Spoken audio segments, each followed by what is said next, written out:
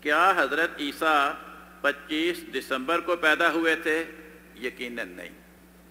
یہ بات آپ اپنے عیسائی دوستوں کو جو کرسمس مناتے ہیں ان کو بتایا کریں کہ بھئی انجیل میں تو یہ لکھا ہے کہ جس رات حضرت عیسیٰ کی پیدائش ہوئی اس رات بھیڑیں چرانے والے چرواہے خود بھی اپنی بھیڑوں کو لے کے عام کھلے میدان میں کھیتوں میں سو رہے تھے۔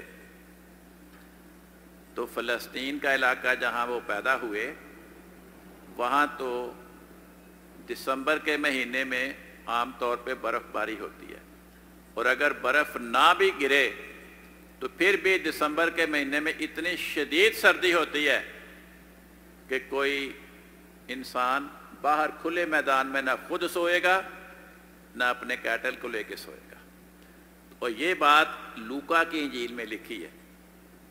تو لوکا کی انجیل میں سے ان کو سنائیں کہ دیکھیں یہ لوکا کی انجیل کہہ رہی ہے کہ مسیح کی پیدائش اس موسم میں ہوئی تھی جس موسم میں شدید سردی نہیں ہوتی، جس موسم میں برف نہیں پڑتی، جس موسم میں ایسا موسم ہوتا ہے کہ لوگ اپنے جانوروں کو لے کر باہر کھلے میدانوں میں سو رہے ہوتے ہیں۔